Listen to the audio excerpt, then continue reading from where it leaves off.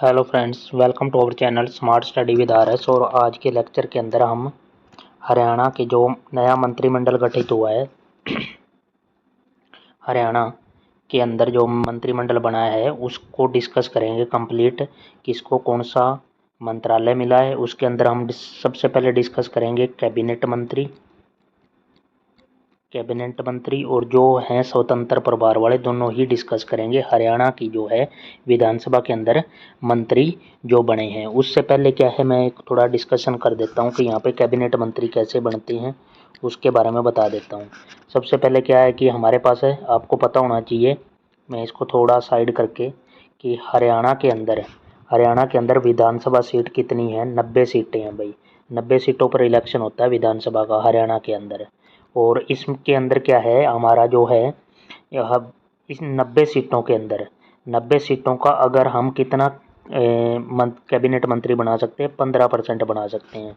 अगर मैं इस 90 का 15% निकालूं तो 90 गुणा 15/100, जीरो से जीरो कैंसिल, यहाँ से कितना हो गया, 15 निमा 135/10, ये हो गया 13.5। मतलब क्या हो गया, इसका मतलब ये हो गया कि हम हरियाणा के अंदर या तो कैबिनेट मंत्री 13 बना सकते हैं या 14 बना सकते हैं। हमने फिलहाल जो बना रखा है, टू दी पॉइंट स्पेसिफिक बढ़ाऊंगा भाई, जो हमने इस टाइम पे मंत्री बना रखे हैं वो 14 बना रखे हैं कैबिनेट मंत्री। और इसका हाई कोर्ट के अंदर केस भी है कि अगर आप 13 बना सकते हो या 14 बना सकते हो इस चीज़ को लेकर, क्योंकि ये हम 15% बना सकते हैं, ये रूल है भाई। और 15% के हिसाब से हमारा आ गया 13.5, जबकि हमने क्या है, या तो 13 पे तो कोई दिक्कत नहीं है, लेकिन हमने कैबिनेट मंत्री बना रखे हैं 14 हरियाणा के अंदर फिलहाल सैनी सरकार ने। तो स्टार्ट करते हैं। सबसे पहले क्या है, नायब सिंह सैनी से पढ़ेंगे। इनको जन्म, इनका सब कुछ भाई, इनकी पढ़ाई, इनके पास कौन कौन से मंत्रालय हैं, वो सारा कुछ डिस्कस करेंगे। उससे पहले आपको ये चीज़ क्लियर करनी ज़रूरी थी कि ये चीज़ कहाँ से 13-14 कैसे बन गए हैं। तो इस टाइम कितने हैं, 14 कैबिनेट मंत्री हैं, 90 में से 14, ठीक है। उसके बाद बाकी तो एमएलए तो हैं ही भाई। मेंबर, एमएलए क्या है, एमएलए होता है member of legislative assembly. MP होता है मेंबर ऑफ पार्लियामेंट, वो पार्लियामेंट संसद के अंदर बैठेंगे। एमएलए कहाँ बैठता है, हमारे पंचकुला विधानसभा के अंदर बैठेंगे। तो यहाँ पे ये सारा चीज़ होने के बाद अब चलते हैं हमारा, आपको ये क्लियर होगी। अब चलते हैं हमारे सीएम के पास। देखो भाई क्या है, ये रहे नायब सिंह सैनी, मुख्यमंत्री, चीफ मिनिस्टर, फिलहाल हरियाणा के अंदर हैं। तो सबसे पहले इन्हीं के बारे में डिस्कस करेंगे। नायब सैनी सीएम हैं भाई। और इनके जन्म की बात करें तो 25 जनवरी 1970 को इनका जन्म हुआ है। कहाँ पे, अम्बाड़ा के पास मिर्ज़ापुर माजरा गांव के अंदर इनका जन्म हुआ है सैनी का।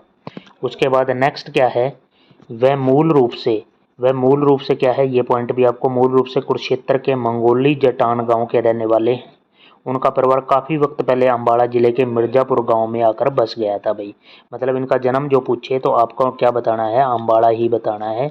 अम्बाड़ा के अंदर आके बस गए थे ये। अम्बाड़ा का भी गाँव पूछ ले तो गाँव मैंने बता दिया ऊपर, मिर्ज़ापुर गाँव अम्बाड़ा का, ठीक है भाई। उसके बाद नेक्स्ट इनकी शिक्षा पे आ जाओ। शिक्षा इन्होंने कहाँ से क्या क्या कर रखा है वो देख लो। शिक्षा जो है बीए, इन्होंने BA B R. Ambedkar university Muzaffarpur UP के अंदर। उसके बाद एलएलबी चौधरी चरण सिंह यूनिवर्सिटी मेरठ, ये भी यूपी से इन्होंने पढ़ाई कर रखी है। नेक्स्ट राजनीतिक करियर के बारे में चलते हैं। इनका राजनीतिक करियर के बारे में पढ़े अगर 2025 के अंदर क्या है, विधायक, ये लाडवा सीट से विधायक बने हैं। मतलब फिलहाल की बात है, एमएलए बने हैं।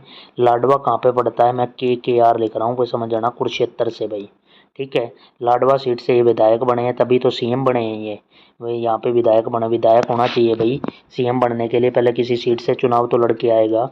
उसके बाद नेक्स्ट जो है अगला पॉइंट, कि साल 2023 के अंदर वह हरियाणा बीजेपी के अध्यक्ष थे। 2023 के अंदर 2019 से 24 का जो प्लान है, बीजेपी की सरकार थी भाई। बीजेपी की सरकार कब आ गई, 2014 के अंदर बीजेपी की सरकार आ गई हरियाणा के अंदर। 2019-24 की बात कर रहे हैं। 19-24 के अंदर कुरुक्षेत्र लोकसभा सीट से सांसद थे ये, एमपी थे भाई कुरुक्षेत्र लोकसभा सीट से। आज की बात करूं के के आर से एमपी कौन है, कुरुक्षेत्र की सीट से एमपी हैं भारतीय जनता पार्टी के नवीन जिंदल। नाम याद रखना, नवीन जिंदल, ठीक है, ये हैं। लेकिन ये 2019-24 में ये एमपी थे। उसके बाद 2014 से 19 तक ये विधायक थे, नारायणगढ़ सीट से विधायक भी हैं, क्योंकि 14 में बीजेपी सरकार आई है, तो 2014 से 19 तक ये कह रहे हैं विधायक रहे हैं। उसके बाद इनको क्लियर करके अगला चलते हैं। अगला पॉइंट जो है, अगला पॉइंट आ गया कि 2015 से 19 के बीच में ये हरियाणा सरकार में राज्य मंत्री के रूप में सेवाएं दिए थे, क्योंकि 14 से 19 के बीच में ये विधायक थे, तो इनको राज्य मंत्री बनाया गया था। नेक्स्ट हमारे मंत्रालय की बात आ गई। मंत्रालय के अंदर सबसे पहला एम जो इम्पोर्टेंट मंत्रालय है, गृह होम मिनिस्ट्री इनके पास है। वित्त व संस्थागत वित्त और ऋण नियंत्रण इन्हीं के पास है। योजना प्लानिंग इन्हीं के पास है। आबकारी कराधान एक्साइज टैक्सेशन, और नगर व ग्राम आयोजन व शहरी संपदा, सूचना व लोक संपर्क, भाषा व संस्कृति, और न्याय प्रशासन इन्हीं के पास है। सामान्य प्रशासन, हाउसिंग फॉर ऑल, सर्वस्व आवास, सीआईडी इन्हीं के पास है। और personal training, law and legislative, और अन्य विभाग जो किसी को नहीं दे रखे, अन्य विभाग जो किसी के पास नहीं है, तो वो भी हमारा क्या है, नायब सैनी सीएम के पास जाएगा। मतलब मोटे मोटे सभी वित्त मंत्रालय और सारे न्याय प्रशासन, सीआईडी सारे ही सैनी के पास हैं भाई। ठीक है, उसके बाद चलते हैं नेक्स्ट हमारा जो मंत्री आ जाता है अगला, कैबिनेट मंत्री की बात कर रहे हैं भाई। 14 बनाए हैं, उन 14 को डिस्कस करेंगे, 14 को। सेकंड आ गया ये भाई अनिल विज। अनिल विज जो है मंत्री हैं, इनके पास मंत्रालय की बात करें, ये इनकी सीट पहले बता देता हूँ मैं, अम्बाड़ा कैंट से ये चुनाव जीत के आए हैं भाई, अम्बाड़ा कैंट से अनिल विज। ऊर्जा मंत्रालय इनके पास, परिवहन मंत्रालय भी है और लेबर मंत्रालय, 3 मंत्रालय याद रख लेना यहाँ पे अम्बाड़ा कैंट से अनिल विज के पास। नेक्स्ट है कृष्ण लाल पवार। कृष्ण लाल पवार जो हैं पानीपत सीट से, पानीपत सीट, पानीपत एससी से ये हैं कृष्ण लाल पवार। ये इलेक्शन जीत के आए हैं। यहाँ पे इनके पास मंत्रालय की बात करें तो इनके पास पंचायत मंत्रालय है और खान व भू विज्ञान मंत्रालय भी इन्हीं के पास है। मंत्रालय 2 इनको इम्पोर्टेंट मंत्रालय दिए गए हैं, पंचायती मंत्रालय और उसके बाद खान व भू विज्ञान। नेक्स्ट राव नरवीर सिंह। राव नरवीर सिंह का अगर मैं यहाँ पे चुनाव क्षेत्र देखें तो कौन सा है, राव नरवीर सिंह ये क्या है, गुरुग्राम से चुनाव जीत के आए हैं, गुरुग्राम सीट से। तो यहाँ पे इनका क्या है, इनके पास मंत्रालय देखें अगर तो उद्योग व वाणिज्य इन्हीं के पास है, राव नरवीर सिंह। उसके बाद है इनके पास कौन सा मंत्रालय हो गया, पर्यावरण व वन व वन्य जीव इन्हीं के पास है। विदेशी सहकारिता और सैनिक और अर्धसैनिक भी इन्हीं के पास है। 4 इंपॉर्टेंट हैं, इंडस्ट्रीज, कॉमर्स, इन्वायरमेंट, फॉरेस्ट और फॉरेन कॉरपोरेशन और सैनिक अर्धसैनिक, ये 4 मंत्रालय याद रख लेना, राव नरवीर सिंह गुरुग्राम सीट से। नेक्स्ट पॉइंट आ जाता है महिपाल डांडा। महिपाल डांडा जो है यहाँ पे ये क्या है, पानीपत ग्रामीण से। सीट की बात करूँ तो ये कहाँ से, पानीपत ग्रामीण से ये इलेक्शन जीत के आए हैं। इनके पास क्या स्कूल एजुकेशन है, हायर एजुकेशन है, अभिलेखागार है और संसदीय मामले ये भी है। 4 मंत्रालय इनको दिए गए हैं। ठीक है, उसके बाद चलते हैं हम नेक्स्ट क्या है, नेक्स्ट मंत्री की तरफ बढ़ें तो अगला जो आ जाता है हमारा नेक्स्ट स्लाइड के अंदर, अगली स्लाइड के अंदर देखते हैं क्या है। अगली स्लाइड की बात करें तो यहाँ पे हमारा मंत्री आ जाता है विपुल गोयल जी, श्री विपुल गोयल। ये फरीदाबाद से हैं भाई, फरीदाबाद से इलेक्शन लड़के आए हैं ये, फरीदाबाद से विपुल गोयल। और इनके पास जो मंत्रालय की बात करें, मंत्रालय कौन कौन से इनके पास है, इनके पास है राजस्व व आपदा प्रबंधन, रिवेन्यू एंड डिजास्टर मैनेजमेंट इन्हीं के पास है।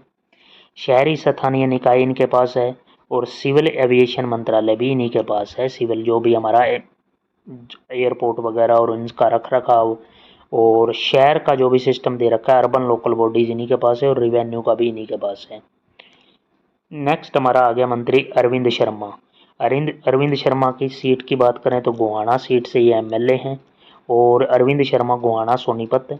सहकारिता मंत्रालय है इनके पास, जेल मंत्रालय है, कारागार, इलेक्शन इन्हीं के पास है और हेरिटेज और टूरिज्म भी इन्हीं के पास है। 4 मंत्रालय इनको दिए गए हैं, कोऑपरेशन, जेल, इलेक्शन और हेरिटेज एंड टूरिज्म।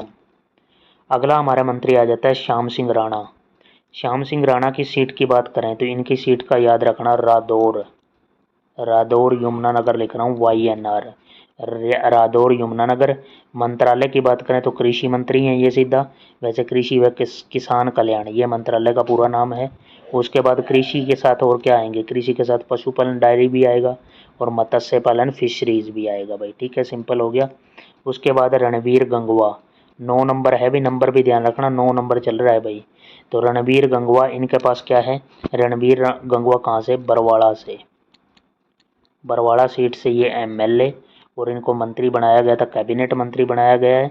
मंत्रालय की बात करें तो इनके पास है जन स्वास्थ्य अभियांत्रिकी, पब्लिक हेल्थ इंजीनियरिंग इनके पास है, लोक निर्माण बी एंड आर जो है हमारा बिल्डिंग्स रोड्स वाला जो सिस्टम बनता है पब्लिक वर्क्स का, वो इन्हीं के पास है, और पब्लिक हेल्थ इंजीनियरिंग इनके पास है। इनको पास 2 इम्पोर्टेंट मंत्रालय दे रखे हैं। नेक्स्ट हमारा चल जाता है, उसके बाद चलते हैं 10 नंबर। 10 नंबर पे मंत्री कौन आ गया हमारा, 10 पे आ गया कृष्ण कुमार। कृष्ण कुमार जो हैं, ये कृष्ण कुमार कौन सी, नरवाना सीट से हैं कृष्ण कुमार, और नरवाना ये है एससी सीट है हमारी 90 सीटों में से। कृष्ण कुमार बेदी इनका पूरा नाम है, कृष्ण कुमार बेदी। ये भी क्या है, कैबिनेट मंत्री हैं। 10 नंबर पे आ गया हमारे पास। इनके पास मंत्रालय देखें तो इनके पास जो मिनिस्ट्रीज कौन कौन सी हैं, इनके अंदर मिनिस्ट्री इनको दे रखी हैं। नंबर 1 तो आ जाता है सामाजिक न्याय व अधिकारिता, अनुसूचित जाति एससी व पिछड़े वर्ग एससी एसटी जो भी है, एससी बीसी, और अंत्योदय यानी कि social justice empowerment SCBC, welfare and Antyodaya सेवा इसकी फुल फॉर्म है। उसके बाद हॉस्पिटैलिटी सत्कार इनके पास है, और आर्किटेक्चर वास्तुकला इनके पास है भाई, ठीक है। तो ये यहाँ पे 3 इंपॉर्टेंट डिपार्टमेंट इनको दे रखे हैं, एससीबीसी से रिलेटेड जो भी है, ईडब्ल्यूएस जो है, और सत्कार, हॉस्पिटैलिटी और वास्तुकला। अगर एसटी की बात करें, शेड्यूल्ड ट्राइब्स हरियाणा के अंदर नहीं है, ना ही पंजाब के अंदर है भाई, ठीक है। एससीबीसी हमारे यहाँ पे हैं। उसके बाद अगला इंपॉर्टेंट मंत्री आ जाता है हमारा श्रुति चौधरी, कैबिनेट मंत्री। तो ये किरण चौधरी की लड़की हैं, और इनके पास डिपार्टमेंट की बात करें तो 11वां नंबर जो मंत्री है श्रुति चौधरी जो है, तो शाम सीट से एमएलए का इलेक्शन जीत के आई हैं। और इनके पास मंत्रालय कौन सा है, मंत्रालय है महिला है तो महिला बाल विकास इनको दे दिया, और सिंचाई व जल संसाधन दोनों ही इम्पोर्टेंट डिपार्टमेंट दे रखे हैं, सिंचाई जल संसाधन और महिला व बाल विकास है। नेक्स्ट हमारी जो है कैबिनेट मंत्री के अंदर दूसरी जो है, आपके अगर महिलाएं पूछे तो महिलाएं कितनी हैं कैबिनेट के अंदर हमारे, तो 2 महिलाएं जो हैं कैबिनेट मंत्री बनाई गई हैं, और दूसरी हैं आरती राव। आरती राव ये कहाँ से हैं आती हैं, आरती राव इलेक्शन कहाँ से लड़ आई हैं ये, ठीक है, अटेली। आरती राव जो हैं इनका चुनाव क्षेत्र जो है, ये एमएलए हैं बन के आई हैं अटेली से, अटेली महेंद्रगढ़। उसके बाद इनके पास मंत्रालय कौन सा है, तो मंत्रालय इनको स्वास्थ्य मंत्रालय इन्हीं के पास है, से चिकित्सा शिक्षा व अनुसंधान वो भी डिपार्टमेंट इन्हीं के पास है, और आयुष मंत्रालय इन्हीं के पास है भाई। तीनों ही स्वास्थ्य से रिलेटेड हो गए, चिकित्सा से तो हेल्थ और मेडिकल एजुकेशन और रिसर्च वगैरह जो भी होगी इसी में इन्हीं के पास है। और आयुष जो है हमारा आयुर्वेदिक, योगा, यूनानी सिद्धा, इस तरह का कुछ इसकी फुल फॉर्म है, तो वो भी इन्हीं के पास है। अटेली महेंद्रगढ़ से ये एमएलए हैं, और 2 ही, एक श्रुति चौधरी और एक आरती राव, 2 महिलाएं हैं हमारे इसके अंदर। उसके बाद चलते हैं 13 नंबर मंत्री। 13 नंबर मंत्री बना है राजेश नागर। राजेश नागर ये फरीदाबाद से हैं भाई, फरीदाबाद से राजेश नागर इलेक्शन जीत के आए हैं। और इनके पास कौन कौन से मंत्रालय हैं, मंत्रालय की बात करें तो राजेश नागर के पास है मंत्रालय खाद्य नागरिक आपूर्ति व उपभोक्ता मामले, खाद्य यानी कि फूड से, civil supplies, consumer affairs, independent 4 दे रखा है इनके पास है, नागरिक आपूर्ति और उपभोक्ता। और एक दे रखा है मुद्रण व लेखन सामग्री, मुद्रण व लेखन सामग्री ये भी स्वतंत्र इंडिपेंडेंट 4 है इन्हीं के पास है। प्रिंटिंग स्टेशनरी वाला भी इन्हीं के पास है। तो ये 2 इंपॉर्टेंट इनको दे रखे हैं भाई, ठीक है। ये हमारा कौन सा हो गया, ये हमारा हो गया 13 नंबर राजेश नागर। उसके बाद 14 नंबर में एक और बता देता हूँ, यहाँ पे नहीं है, मैं अलग से आपको बता देता हूँ। 14 नंबर जो मंत्री है हमारा वो है श्री गौरव गौतम। गौरव गौतम अगर मैं डायरेक्ट कहूँ तो ये सिंपल भाषा में तो ये क्या है, गौरव गौतम जो हैं कहाँ से एमएलए बन के आए हैं, तो इनकी सीट याद रखना, एक तो पलवल से ये एमएलए हैं। और इनके पास क्या है, अगर मैं डायरेक्ट ऐसे सिंपल भाषा में कहूँ तो खेल मंत्री हैं ये, बस खेल मंत्री हैं। लेकिन अगर स्पेसिफिक इनके डिपार्टमेंट देखें तो वो मैं बता देता हूँ। इनके पास क्या है, एक तो ये सबसे युवा हैं, तो इनके पास है युवा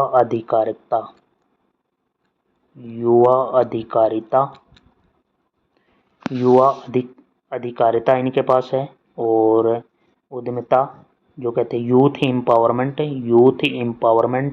एंड एंटरप्रेन्योरशिप, ये इनके पास है YEE। और उसके बाद खेल मंत्री हैं ही, खेल का स्वतंत्र प्रभार है।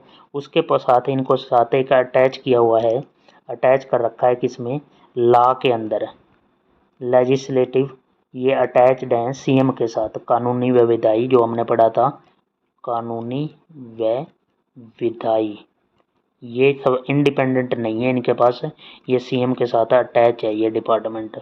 बाकी युवा अधिकारिता और खेल मंत्री ये इंडिपेंडेंट हैं, चार्ज इनके पास हैं। तो ये हमारा नंबर ध्यान रख लेना, ये नंबर क्या है, एक 14वां नंबर ये है। 14 कैबिनेट मंत्री हमने डिस्कस कर लिए हैं 14 नंबर का, ठीक है। तो यहाँ पे आज वीडियो को इतना ही रखते हैं। उसके बाद हम लोकसभा वाले और जो भी हैं, और 15वीं विधानसभा के अंदर कहाँ कितनी सीटें, क्या किसको, कौन कम मार्जिन से जीता है, कौन ज़्यादा से, वो सारा कुछ डिस्कस करेंगे भाई। तो और चैनल को सब्सक्राइब कर लें और बेल आइकन दबा लें। Thank you for watching, have a nice day.